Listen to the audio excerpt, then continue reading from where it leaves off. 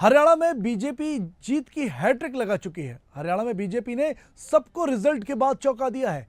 कांग्रेस इस बार जीत को लेकर काफी आश्वस्त नजर आ रही थी। एग्जिट पोल से लेकर सियासी बयानों तक यही संकेत दे रहे थे और दावा कर रहे थे कि भाजपा इस बार मुकाबले में कमजोर रहेगी। कांग्रेस में यह मंथन भी होने लगा था कि 65 से ज्यादा सीटें आती हैं तो कमान आखिर किसे सौंपी जाएगी। इसको लेकर भूपेंद्र हुड्डा, कुमारी शैलजा और रणदीप सुरजेवाला समेत तमाम नेता जो थे वो सीएम पद पर अपनी दावेदारी को लेकर ताल ठोक रहे थे और सियासी गुणा भाग में भी जुट गए थे।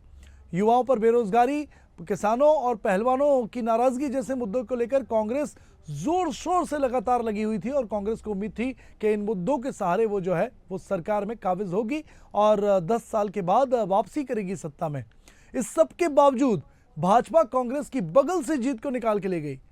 यह कुछ ऐसा ही था जैसे कुश्ती में बगल डूब दांव होता है और जब एक पहलवान जो है सामने वाले पहलवान की बगल और पकड़ से बाहर निकलकर उसे परास्त कर देता है और पटखनी दे देता है। और इसी दांव की तरह बीजेपी ने एक दांव खेला और इसी दांव के बाद जो है बीजेपी ने सत्ता में तीसरी बार वापसी की। भाजपा के आंतरिक सर्वेक्षण में यह भी बता दें हम आपको कि भाजपा के आंतरिक जो सर्वेक्षण किया गया था इलेक्शन और टिकट बंटवारे के पहले, उसमें 35 से 38 सीटों का अंदाजा लगाया गया था और बीजेपी भी इस बात को मानकर चल रही थी कि इस बार उसको इतनी ज्यादा मजबूती से सीटें नहीं मिलेंगी। लेकिन 2-3 महीनों में ही बीजेपी ने वो कमाल कर दिखाया जिसकी उम्मीद शायद किसी को भी नहीं थी। इसके बाद भाजपा ने ऐसी 18 सीटों पर ध्यान केंद्रित किया जहां पर मुकाबला बहुकोणीय या त्रिकोणीय था। वहीं 39 सीटें ऐसी थी जो भाजपा ने जहां पर जोर लगाया, जहां उसका कांग्रेस से सीधा मुकाबला था। उधर मुख्यमंत्री नायब सैनी ने यह भी कह चुके थे कि यदि गठबंधन की जरूरत पड़ी तो सारी व्यवस्थाएं हैं। किसी भी एग्जिट पोल में भाजपा को बहुमत मिलने का अनुमान नहीं लगाया गया था। 8 एग्जिट पोल यही बता रहे थे कि कांग्रेस के 10 साल बाद वापसी के संकेत मिल रहे हैं। लेकिन इन सब के उलट बीजेपी ने आगे बढ़कर छक्का लगा दिया और कांग्रेस के फिल्डर जो थे बस देखते रह गए। आज हरियाणा के सियासी घमासान पर इसी विषय पर चर्चा करेंगे कि बीजेपी की सरकार बनी है तो अब सरकार का रूपरेखा जो है वो क्या होगी, प्रक्रिया क्या होगी और आखिर क्या कमियां रही जिसके जरिए जो है कांग्रेस सत्ता में वापसी नहीं कर सकी। तो देखिए, सियासी चर्चा सवाल तो बनता है, मैं शुरू करें इससे पहले ग्राफिक के जरिए समझते हैं कि आखिर किस तरह आज का पूरा सियासी रिजल्ट रहा, किस तरह चुनाव के रिजल्ट रहे। देखिए, अब तय हो गया है कि हरियाणा में बीजेपी की सरकार बनने जा रही है। तीसरी बार हरियाणा में जीत की हैट्रिक लगाई है बीजेपी ने और नायब सिंह सैनी का सीएम बनना तय है, क्योंकि पहले ही सीएम फेस के तौर पर प्रोजेक्ट किया गया था नायब सिंह सैनी को। और कांग्रेस ने फिर एक बार से देखिए रिजल्ट के बाद अब रिजल्ट की एक्टिविटीज और उसके साइड इफेक्ट भी सामने आने लगे हैं। कांग्रेस ने ईवीएम पर एक बार फिर सवाल उठा दिए हैं। कांग्रेस ने कहा है कि कई सीटों पर ईवीएम से छेड़छाड़ की गई है। विनेश फोगाट जुलाना से सीट जीती हैं। ये भी बता दें आपको कि बड़ी वीवीआईपी सीटें हैं, उनमें कई सीटें ऐसी हैं जहां पर मंत्री जो थे वो हारते हुए नजर आए। तो कांग्रेस के कई दिग्गज थे वे भी हारते हुए नजर आए, लेकिन नए लोगों ने किस तरह बाजी मारी। लाडवा सीट से नायब सिंह सैनी मुख्यमंत्री जीते। वहीं अंबाला कैंट से लगातार आगे पीछे चल रहे अनिल विज ने आखिरकार जीत हासिल की। सैनी सरकार के 9 मंत्री हारे। देखिए, इस पूरे चुनाव का सियासी गुणा भाग हम आपको बता रहे हैं। सैनी सरकार के 9 वरिष्ठ मंत्री चुनाव हार गए। गढ़ी सांपला सीट, इससे पूर्व मुख्यमंत्री भूपेंद्र सिंह हुड्डा ने 71,465 वोट से चुनाव जीता है। एलनाबाद की बात करें तो यहां से एनएलओ के महासचिव अभय सिंह चौटाला 15,000 वोट से चुनाव हार गए। खुद के ही गढ़ में दिग्गज हारते हुए नजर आए। हिसार सीट की बात करें तो देश की सबसे अमीर महिला प्रत्याशी बीजेपी की बागी सावित्री जिंदल ने 18,941 वोटों से चुनाव जीता। होडल की बात करें तो कांग्रेस के प्रदेश अध्यक्ष उदय भान भी चुनाव हार गए। ये भी दिग्गज नेता थे। उचाना कला सीट की बात करें, ग्रामीण क्षेत्र की यह सीट थी। भाजपा के प्रत्याशी देवेंद्र रति ने सिर्फ 39 वोट से जीत दर्ज की है। ये देखिए, सबसे कम वोटों से जीत दर्ज करने वाले। सिरसा सीट की बात करें तो हलोपा प्रत्याशी और पूर्व मंत्री गोपाल कांडा ने यहां से चुनाव जीता है। और देखिए तस्वीरें, काफी चिंता की लकीरें थी अनिल विज के चेहरे पर। लगातार दिन भर हमने देखा कि वो आगे पीछे इस तरीके से जब चरण जैसे चुनाव की मतगणना के वोटों की गिनती के आगे बढ़ते रहे, अनिल विज की चिंताएं बढ़ाते रहे। लेकिन 11वें राउंड के बाद अनिल विज ने वापसी की और चुनाव आखिर जीत लिया। देखिए अलग अलग तस्वीरें चुनाव की आपको दिखा रहे हैं। जहां सुबह कांग्रेस जश्न मना रही थी, वहीं अब दोपहर के बाद बीजेपी जश्न में डूबी हुई है और लगातार बीजेपी के कार्यालयों में, चाहे वो दिल्ली मुख्यालय हो, चाहे चंडीगढ़ का प्रदेश मुख्यालय हो या अलग अलग जिला कार्यालय हो, वहां पर जीत का जश्न अब बीजेपी के पाले में आया और बीजेपी ने काफी जोरदार तरीके से कांग्रेस को मुंह चढ़ाया, यानी जश्न मनाया।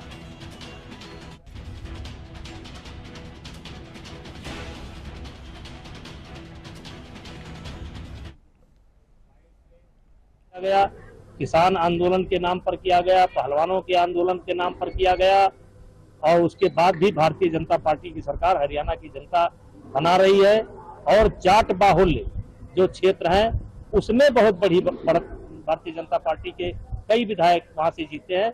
सब बधाई के पात्र हैं। राहुल जी का संदेश लेकर हम गांव-गांव ठंड में, कड़ाके की ठंड में, कड़कती धूप में सब जगह हमारे वर्कर फैले, संदेश लेकर गए, मेहनत की जमीन पर।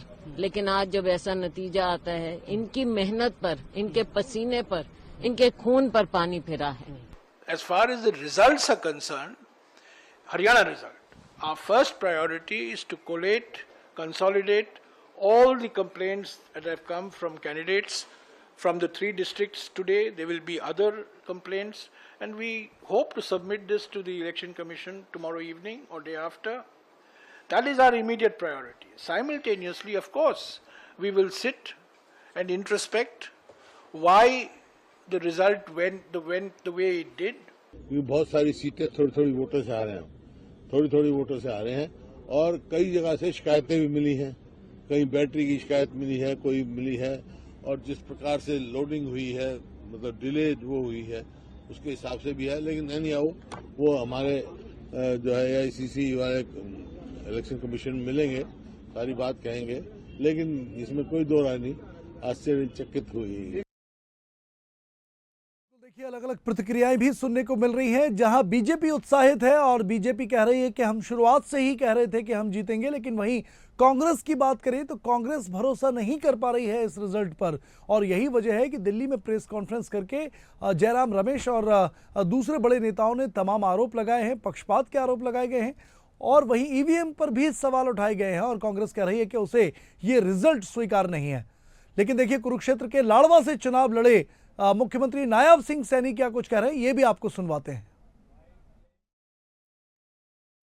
मैं उसके लिए लाडवा के लोगों का दिल से धन्यवाद करता हूं। मैं हरियाणा के 2 करोड़ 80 लाख लोगों का दिल से धन्यवाद करता हूं और अपने लोकप्रिय प्रधानमंत्री, विश्व के नेता आदरणीय नरेंद्र मोदी जी, ये पूरा का पूरा श्रेय मैं आदरणीय मोदी जी को देता हूं। उनके आशीर्वाद से, उनकी गाइडलाइन के अंदर, उनकी जो नीतियां हैं, उन नीतियों के ऊपर हरियाणा के लोगों ने मोहर लगाई है। मैं हरियाणा की जनता का जहां दिल से धन्यवाद करता हूं, उनको प्रणाम करता हूं, वहीं आदरणीय प्रधानमंत्री जी के नेतृत्व में जो ये तीसरी बार हरियाणा की ऐतिहासिक जीत हुई है, इसके लिए भी मैं प्रधानमंत्री जी का धन्यवाद करता हूं। मैं अपनी उच्च लीडरशिप का धन्यवाद करता हूं।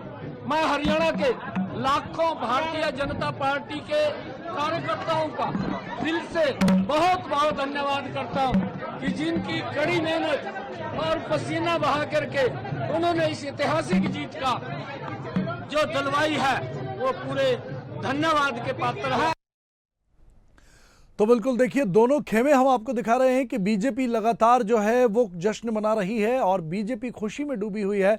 मुख्यमंत्री नायब सिंह सैनी से लेकर तमाम बड़े नेताओं की हमने बाइट सुनाई, बयान सुनाए। सबका यही कहना है कि उनको पहले से पता था कि जीतेंगे। अंतिम छोर तक लड़ाई लड़ी बीजेपी ने, हार नहीं मानी और यही नतीजा रहा कि तमाम रणनीति जो थी अमित शाह की और कार्यकर्ताओं की मेहनत वो रंग लाई और तीसरी बार सत्ता में वापस आई बीजेपी हरियाणा की। ये पहली बार हुआ है। चौंकाने वाले आंकड़े तो हैं ही, लेकिन एक गजब का रिकॉर्ड भी बना है। सत्ता में लगातार दूसरी बार कोई दल नहीं आया था। पहले ही रिकॉर्ड बना चुकी थी बीजेपी और अब अपने ही रिकॉर्ड को तोड़ते हुए तीसरी बार सत्ता में जीत हासिल करते हुए सत्ता में आई है, वापसी की है बीजेपी ने। तो तो बिल्कुल देखिए, सवाल तो बनता है, मैं आज इसी पर चर्चा करेंगे कि आखिर बीजेपी की क्या कुछ स्ट्रेटेजी रही जो सफल साबित हुई इस चुनाव में, और कांग्रेस की क्या कुछ कमजोरियां रहीं, कहां चूक हुई कांग्रेस से, जो कांग्रेस को जो उम्मीद थी उतने रिजल्ट नहीं मिले, उतनी सीटें कांग्रेस की झोली में नहीं आई। तमाम राजनीतिक मेहमान हमारे साथ जुड़ चुके हैं। खेमचंद शर्मा जी हैं बीजेपी प्रवक्ता, और ललित अरोड़ा जी कांग्रेस प्रवक्ता लगातार हमारे साथ चर्चा के लिए जुड़े हुए हैं। सबसे पहले ललित अरोड़ा जी, आपके पास आना चाहूँगा। सर, हम लगातार दोपहर में भी बात कर रहे थे, जीत की जलेबी कांग्रेस कार्यालयों में बन रही थी, अब बीजेपी जीत की जलेबी खा रही है और कह रही कि इसका स्वाद हम कांग्रेस को भी चखाएंगे और राहुल गांधी जी को जीत की जलेबी भेजेंगे। मथुराम जी की जो हलवाई की बड़ी पुरानी दुकान है, वो वर्ल्ड फेमस जलेबी बनाते हैं और हम बहुत सालों से खाते आ रहे हैं। कांग्रेस जो है 56 साल हमने भी खाई है, अब ये खा रहे हैं, कोई बात नहीं। ऐसा है कि देश वाली बेल्ट आप जानते होंगे, हरियाणा में कुछ बेल्ट हैं। देश वाली बेल्ट है, बागड़ी है, नर्तक बेल्ट है, बांगड़ है और अहीरवाल है। जो नर्तक है इसमें हम आते हैं अंबाला, करनाल, पानीपत, कुरुक्षेत्र, पंचकुला।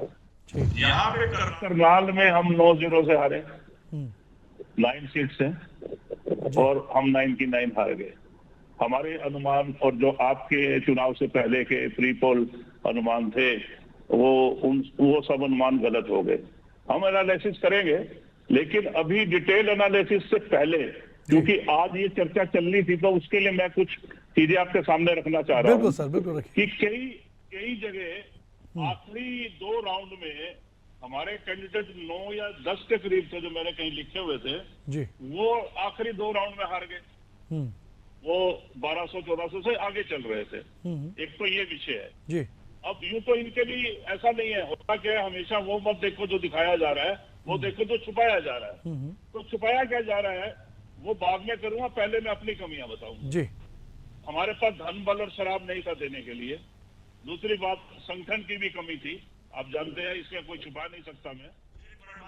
भी आक्षेप हुए और अति उत्साह भी था हमें, क्योंकि आप सबने हमारे 8-10 जो सर्वे हुए मेन, उसमें आपने कहा कि हम 55 से 64 सीटें जीत रहे हैं। और हम तो चूंकि अपना आकलन किए हुए थे, तो मैंने बेल्टों की बात की, देशवाली की, बांगड़ की, इन जगह तो नर्तक में हम ज्यादा आ रहे। आगे की बात यह है कि वोट शेयर की बात अगर हम करें, तो मेरे हिसाब से 19% के करीब अदर्स को आया है, छोटी पार्टियों को आया है जी। तो जो 81% है उसमें हमें 40 पॉइंट समथिंग हमें मिला है, उतना ही उनको मिला है।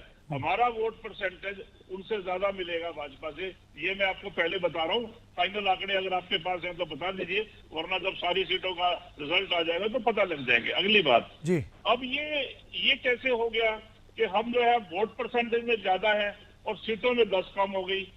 जो हमें बेंचमार्क है 46 का, उससे हम 36वीं रह गए। उसके अलावा हमें कुछ जगह ये कंप्लेंट मिली है कि जो ईवीएम मशीन है, वो जहां तो हम जीते हैं वो 60 से 70% कंजम्पशन दिखा रही है, यानी उनमें बाकी बचा हुआ है, या वो 60 से 70% ये दिखा रही है कितना चार्जिंग बचा है। और जहां पे ये जीत रहे हैं वहां पे 99 पॉइंट समथिंग के करीब बैटरी चार्जिंग दिखा रही है। तो बैटरी जो है कैसे चार्ज हो गई? आपका मोबाइल है, आपने सारा दिन बात की, वीडियो चलाई, कुछ भी किया, म्यूजिक सुना, आपकी बैटरी 25 रह जाती है और इनकी बैटरी जीतने पे भी 99 रह जाती है। ये कुछ पॉकेट में है, मैं सारी जगह की बात नहीं कर रहा हूँ, सब जगह। सर ये तो कांग्रेस ने नया इजाद किया सर, ये पहली बार सुन रहा हूँ मैं कि बैटरी अगर फुल चार्ज है तो ईवीएम हैक हो गई है। ये इन्वेंशन कांग्रेस का है या आपका? सर 5000 वोट जीत पड़ गए तो बैटरी कंजम्पशन नहीं होगी? देखिए आप मजाक मत उड़ाइए। सर मजाक की बात नहीं है सर, देखिए पोलिंग बूथ में व्यवस्था रहती है सर बिजली की, ये प्राथमिक व्यवस्थाओं में आती है और चार्ज कर ली होगी उसमें, मतलब बैटरी उसमें कनेक्शन आप समझा नहीं पा रहे हैं कि कैसे? थोड़ा सा विस्तार में आप जाइए। 100% चार्ज जी, बैटरी रिप्लेस भी हो सकती है, फिर संभावना तो है। 99 पॉइंट समथिंग की बैटरी पड़ी है और 60-70 वाली पड़ी है, वो 60-70 वाली कैसे आ गई? आप नहीं समझ रहे तो ना समझिए, लेकिन मैं जो कह रहा हूँ उसको सुन तो लीजिए। जी जी बिल्कुल सुन रहा हूँ सर, बताइए। बात है जी कि एक और बात ये है कि परसेंटेज के अलावा ये कई सीटों पर बम्पर वोटों से हम जीते हैं, ठीक है। 90,000 मामन खान जीते हैं, हुड्डा साहब जीते हैं, और कई पे हम जो है 36 वोटों से हार रहे हैं। ये इलेक्शन का गेम चलता रहता है, लेकिन हम 55 या 65 वाली संख्या से 36 पे आ जाए, जी। ये तो हमें गवारा नहीं है। हम इसको अस्वीकार करते हैं और हम ये कहेंगे कि हम कल चुनाव आयोग में भी जाएंगे जी। और जो है हमारी जो संकल्प पत्र है, जो हमारे इश्यूज थे पब्लिक के, वो अपने पब्लिक के सामने रखे हैं। ठीक है। तो ऐसा हम नहीं मान सकते कि उस सब के बावजूद जो है हमें वोट कम मिले या हमें सीटें कम मिले। चलिए खेमचंद शर्मा जी से जवाब ले लेते ज्यादा हैं। मिले या सीटें कम मिले। सर मैं वापस आऊंगा इसके आपके तो पास आपको अरोड़ा जी। खेमचंद शर्मा जी हमारे साथ जुड़े हैं, बीजेपी प्रवक्ता। खेमचंद जी, अरोड़ा जी को आपने सुना होगा, आखिर बैटरी कैसे बदल गई? वो कह रहे हैं बैटरी फुल चार्ज थी तो वोटिंग कब हुई? इसका क्या जवाब है सर? बैटरी क्यों बदल दी आपने? देखिए, सबसे पहले तो उनकी समस्या को मैं समझता हूँ, उनके फ्रस्ट्रेशन को समझता हूँ। और बड़े भाई हैं ललित जी, और वो बैटरी को कब दूर कर सकते हैं, वो जलेबी को फैक्ट्री में बना सकते हैं, बहुत सारे काम कर सकते हैं। तो मैं कुछ ज्यादा कमेंट नहीं करूंगा, लेकिन आपके टीवी के माध्यम से आप अपने सभी सिंपैथाइजर को, वोटर्स को और अपने कार्यकर्ताओं को बधाई देता हूँ, जनता को धन्यवाद देता हूँ। उन्होंने भारतीय जनता पार्टी पे तीसरी बार विश्वास जाहिर किया है और कांग्रेस से अनुरोध करूंगा कि जनता का अपमान ना करें, वोटर्स का अपमान ना करें, जो मैंडेट मिला है उसको स्वीकार करें। आप ओवर कॉन्फिडेंट थे, आप अति उत्साह में थे, आप अपने लोगों की भी बेइज्जती कर रहे थे, अपमान कर रहे थे और वोटर्स का भी अपमान कर रहे थे, और उसी की वजह से कहीं ना कहीं आपको ये दिन देखना पड़ा है। अगर आप सम्मान करते, जनता के बीच में रहते, रियलिटी के पास रहते, तो शायद ऐसा नहीं होता। आपने जनता को धोखा देने का लगातार प्रयास किया और कहीं ना कहीं आपको लोकसभा इलेक्शन में उसका फायदा भी मिला, लेकिन लोग समझ गए 2-3 महीने में कि आपने पूरा सॉन्ग रचा था, ढोंग रचा था, प्रायोजित और आयोजित आप लोगों ने बहुत सारी चीज की थी जो गलत थी। तो जनता के सामने पूरी तरीके से सामने आ गई और जनता ने आपको सबक सिखा दिया। जनता ने कहा कि अब आप बैठ के आराम से जलेबी की फैक्ट्री खोलिए, जलेबी बनाइए और खिलाइए। खेमचंद जी, आपने जयराम रमेश जी की प्रेस कॉन्फ्रेंस भी सुनी होगी। खेमचंद जी, दिल्ली में प्रेस कॉन्फ्रेंस की है कांग्रेस ने, और कांग्रेस का सीधे तौर पर आरोप है कि अप्रत्याशित रिजल्ट हैं। इसकी उम्मीद कांग्रेस को नहीं थी और कांग्रेस को उम्मीद थी कि क्लियर मैंडेट में वो सरकार बनाएगी। तो ये जो रिजल्ट हैं जो अचानक बदल जाते हैं, कांग्रेस का कहना है, चाहे वो मध्य प्रदेश हो, राजस्थान हो, छत्तीसगढ़ हो, और वही स्थिति जो है हरियाणा में है, तो ये आखिरकार अंतिम दौर में आधे राउंड की गिनती के बाद उलटफेर हो जाता है। इसके बारे में क्या जवाब देंगे सर? कांग्रेस आरोप लगा रही है कि ईवीएम हैक की है, कहीं ना कहीं कुछ गड़बड़ी तो है। तो कर्नाटक में कैसे जीते, हिमाचल में कैसे जीते, अभी जम्मू कश्मीर में कैसे एनसी और कांग्रेस मिलकर सरकार बनाएगी? ये तो ऐसा हो गया कि भाई मीठा मीठा गप गप और खट्टा खट्टा थू थू, ऐसे नहीं होता है। ललित अरोड़ा जी से जवाब ले लेते हैं। जनता ने मैंडेट दिया है, जनता ने वोट दिए हैं, जनता ने वोटिंग की है, जनता ने अपना मैंडेट दिया है और जनता ने मैंडेट बिल्कुल साफ दिया है और आपको हराने का मैंडेट दिया है, आपको रिजेक्ट किया है। ललित अरोड़ा जी क्या कहेंगे सर? बीजेपी कह रही है कि जहां पे आप हार जाते हैं वहां पे आप ईवीएम में गड़बड़ी के सवाल उठा देते हैं और जहां जीतते हैं वहां खामोश रहते हैं। प्रजातंत्र के अंदर में हमें अपनी बात रखने का हक है, वो किसी बीजेपी के प्रवक्ता की वजह से तो नहीं देंगे, नंबर 1। नंबर 2, आप मुझे ये बताइए कि ये ध्रुवीकरण जो इन्होंने किया, इनके हेगड़े जी ने, आपने बयान सुना होगा, यहाँ सब जगह अवेलेबल है कि 400 आते तो हम जो है संविधान में आरक्षण ही खत्म कर देते, और इल्जाम हमारे पे लगाते हो। दूसरी चीज, जो संविधान के अंदर व्यवस्थाएं हैं धर्मनिरपेक्ष राज्य की, ये हर जगह एक ही आलाप करते हैं कि हिंदू राज्य बनाएंगे। इनके जो जितने भी मुख्य नेता है, गिरिराज से लेके और नीचे तक, और ये वो प्रधानमंत्री तक भी, यानी जिस देश का प्रधानमंत्री ये कहता है कि आप भारतीय नहीं बनो, हिंदू बनो, तो फिर 25 करोड़ मुसलमानों का क्या होगा? आप लोग जो है 4 अपने यहाँ तो टिकटें दे देते हो और हमें तुष्टीकरण की बात करते हो। आप हर जगह वो मीठा मीठा गपगप और वो ये वाली बातें आप कर रहे हो। देश का प्रधानमंत्री ध्रुवीकरण करना चाह रहा था, लेकिन आपको सबक मिला और 33 सीट पे आप सिमट गए उत्तर प्रदेश में। यहाँ पे आप हरियाणा में बात कर रहे हो कि भी हरियाणा के अंदर में अगर हमारे वोट ज्यादा होंगे आपसे और सीटें आपसे 10 कम हो जाएंगी, ये कौन सा मैथमेटिक है भाई? और जो है बैटरी परसेंटेज की बात करते उसके भी बोलते, आप ये कहते हो कि ये मतलब हमारे को कुछ आंक ही नहीं रहे हो आप। हमने 36 सीटें ली है, आपसे 5 सीटें छीनी है।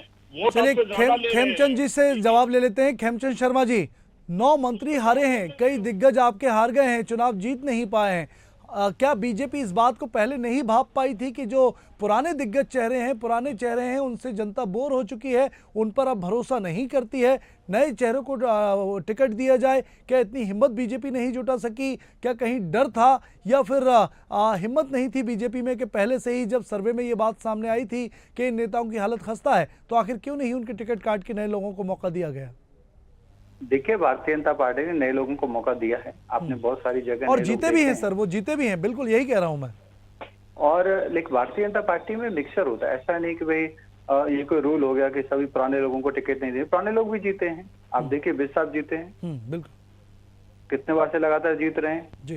ऐसा नहीं होता। भारतीय जनता पार्टी सर्वे करती है, कार्यकर्ताओं से पूछती है, फीडबैक लेती है, जनता से फीडबैक लेती है, और उस समय जो उचित कार्यकर्ता रहता है, उनके जो कंट्रीब्यूशन रहता है, सारी चीजों को देख के हमारा पार्लियामेंट बोर्ड डिसीजन लेता है और वो टिकट देते हैं। और अभी सभी कार्यकर्ताओं ने अच्छी मेहनत की। हम कुछ जगह हारे भी हैं, उसको एनालाइज करेंगे, उसको देखेंगे किस तरीके से इम्प्रूव करेंगे। ऐसा नहीं हम जीत गए तो हम एनालाइज नहीं करेंगे। हमारे यहाँ पे जीतने के बाद भी एनालाइजिंग होती है, बैठते हैं, चर्चा करते हैं, और हारने के बाद भी होती है। जीतने के बाद भी हम चेक करते हैं कि कैसे हमारा मार्जिन बेटर हो सकता था, बड़ा हो सकता था, या आने वाले समय में हमारा मार्जिन और बड़ा हो, उसके लिए हम क्या करें। और जब हम हारे हैं वहां भी हम चेक करते हैं। सरकार हमारी बन रही है, उसके लिए लोगों ने मेहनत की, हमारे कार्यकर्ताओं ने मेहनत की, हमारे नेताओं ने मेहनत की, और नेताओं ने काम किया, और उस काम को लोगों ने स्वीकार किया, और जो कांग्रेस का फ्रॉड था उनको रिजेक्ट किया है। सर, लगातार बयान कांग्रेस के सामने आ रहे थे। आपसे ललित अरोड़ा जी के पास आना चाहूंगा मैं। सर, आपसे भी हमारी दोपहर में भी चर्चा चल रही थी लगातार इंडिया हेड पर, और कई वरिष्ठ नेताओं के बयान हमने सुने। कॉन्फिडेंस थे, काफ़ी कॉन्फिडेंट था कि कांग्रेस पार्टी भारी बहुमतों से जीतने वाली है। तो क्या लगता है सर, अब कॉन्फिडेंस जो था वो तो टूटा ही है, आगे क्या कुछ एक्टिविटी होगी, कांग्रेस क्या कुछ एक्शन लेगी, क्या करने वाली है, क्या रणनीति इसके बारे में बनाई जाएगी, और क्या समीक्षा हार की जो है वो कब तक कांग्रेस करेगी? एक मुख्यमंत्री ये कहता है कि घबराइए मत, हमने प्रबंध कर रखा है। सुना होगा आपने कि नहीं सुना? जी, आगे बोलिए। हमने सारे अरेंजमेंट कर रखे हैं, हमने सारा प्रबंध किया हुआ है।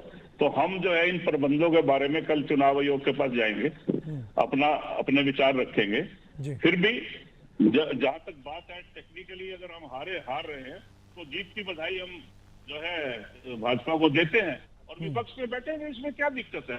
ये जो उत्सव है प्रजातंत्र का, इसमें कुछ गलतियां कहीं हुई है, या कहीं हमारे साथ कोई छल हुआ है कहीं पे, जो हमें लगता है, हो सकता है आपको ना लगता हो, उस सभी को बर्दाश्त करना ही पड़ेगा। क्योंकि कोई भी चुनाव आयोग में सब जगह इनके आदमी बैठे हैं। बीईएल कंपनी जो मशीनें सप्लाई करती है, वहां पे चारों डायरेक्टर इनके हैं। 9 मंत्री हार गए, उसका कोई जवाब नहीं है। ये लोगों ने कोई आपको क्लियर मैंडेट दिया, आपके 9 मंत्री जीतते, 9 मिनिस्टर हारते हैं ना भाई साहब, ब्रजेश जैन जी। तो एक बहुत बड़ा मैंडेट इनके अगेंस्ट पूछा सर, हमने सवाल बिल्कुल पूछा है खेमचंद जी से।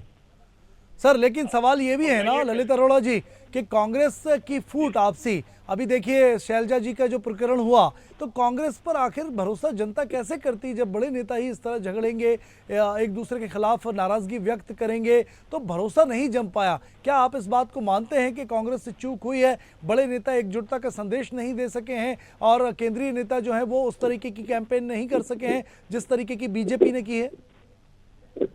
देखिए, राहुल जी ने ये कहा था कि शेर और टाइगर कई बार लड़ते हैं, मुझे इन दोनों को संभाल के रखना पड़ता है। जी बिल्कुल। किसी भी संगठन में थोड़ी बहुत जो है, क्योंकि एम्बिशन हर व्यक्ति में, पॉलिटिकल लीडर जितना बड़ा होता जाएगा उसका एम्बिशन बड़ा होता जाएगा। क्या विज साहब का एम्बिशन नहीं था? ये तो लास्ट राउंड में जीत गए, वरना उनका जितना सरमारा तो 3000 वोटों से आगे चल रही थी 15-16 राउंड तक। ऐसे ही राम इंद्रजीत का एम्बिशन नहीं है। एम्बिशन सभी का होता है, हर पार्टी में होता है।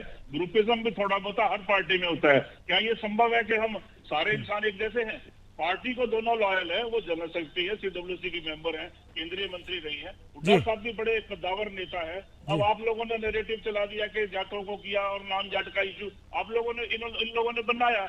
अब हमने 24 जाटों को टिकट दिया, 66 लोग नाम जाट नहीं थे। ये किस तरह का इल्जाम लगाया चुनाव में? ये तो हम आप पे भी लगा सकते थे कि आपने जो सीट बांटी है, जातिवाद पे बांटी है, परिवारवाद पे बांटी है। तो जो कुल मिला के लबल ये है कि चुनाव हम ये इनके इन प्रकरण इन्होंने हमें हरा दिया है। अब उसे स्वीकार हम आज नहीं तो कल अपना विरोध दर्ज कराने के बाद करेंगे, और हम चाहेंगे कि जनहित कल्याण में सरकार काम करे और जो है राज्य का जो 1 साल से ठप पड़ा है और एक महीने से और 6 महीने इन्होंने मुख्यमंत्री महोदय ने। ठीक है खेमचंद जी से सर अंतिम प्रतिक्रिया लेते हैं, इसके बाद मैं आपसे भी आऊंगा अंतिम प्रतिक्रिया लेने के लिए, वक्त की थोड़ी कमी है। खेमचंद जी, 9 मंत्री हारना कोई मामूली बात नहीं है, क्या इस बात की समीक्षा बीजेपी नहीं करेगी? और दूसरा शॉर्ट में जवाब दीजिएगा सर कि क्या जाट वर्सेस अदर करने में बीजेपी जो कामयाब हुई है, तो क्या सरकार में अब जाटों की भूमिका कोई तय होगी, उन पर ध्यान देगी सरकार, या जो चुनावी पॉलिटिक्स थी वही अगले 5 साल चलाएगी? देखिए, भारतीय जनता पार्टी ने 36 समाज की पॉलिटिक्स की है, भारतीय जनता पार्टी ने सबका साथ सबका विकास की पॉलिटिक्स की है। क्या हमने जाटों को टिकट नहीं दी? बिल्कुल दी है। इसीलिए मैं पूछ रहा हूँ सर, जाटों की सरकार में भी भूमिका होगी? जाटों जी जाट जो एमएलए जीते हैं आपके, उनकी सरकार में भी भूमिका होगी? क्या जाटों की भूमिका केंद्र सरकार में नहीं है? तो जाटों की भूमिका, सभी की भूमिका सरकार में रहेगी। पहली सरकारों में भी रही है। क्या जाट पहली सरकारों में मंत्री नहीं थे? जी। क्या फर्स्ट सरकार में नहीं थे, सेकंड में नहीं थे? रहेगी, सबकी भूमिका रहेगी। ठीक है, हम ललित एक अरोड़ा जी जाति की पार्टी बन के नहीं रह सकते, हम एक जाति की सरकार बन के नहीं रह सकते। ठीक है सर, ललित अरोड़ा जी, कब तक कांग्रेस समीक्षा करेगी और कब तक अपनी गलतियों में सुधार करेगी? चुनाव आयोग तो जाएंगे, ठीक है, लेकिन कितना वक्त लगेगा कांग्रेस में अपनी गलतियों को दुरुस्त करने में और समीक्षा में? देखिए, गलती की बात नहीं है, हार के कारण हमें कुछ पता है, कुछ बैठ के जो सीनियर लीडर्स हैं बिल्कुल आपने स्वीकार किया, कमांड से बात करेंगे, लेकिन सबसे पहले अपना प्रतिरोध करेंगे, मैंने बोला जी। उसके बाद जो है हम मंथन करेंगे कि ये क्यों हम कहाँ हारे, किस वजह से हारे। लेकिन टेक्निकल इश्यूज पे जो मैंने आपको बताए, इन पे विस्तृत चर्चा और शिकायत हम करने जा रहे हैं। ठीक ललित सर, बहुत बहुत धन्यवाद आपका, ललित अरोड़ा जी। और खेमचंद शर्मा जी, आपका भी बहुत शुक्रिया इंडिया हेड पर चर्चा में हिस्सा लेने के लिए। तो देखिए, अब बीजेपी ने जीत की हैट्रिक लगा दी है और तीसरी बार सत्ता में कायम हो गई है हरियाणा में बीजेपी। और देखना यह होगा कि आगे कांग्रेस किस तरह समीक्षा करेगी। शिकायत तो करेगी, लेकिन समीक्षा करके सुधार भी क्या कांग्रेस करेगी, या सिर्फ ईवीएम पर नाराजगी व्यक्त करके हार का ठीकरा फोड़ा जाएगा? फिलहाल सवाल तो बनता में इतना ही। इंडिया हेड पर लगातार खबरों का सिलसिला जारी है, आप बने रहिए इंडिया हेड के साथ। नमस्कार।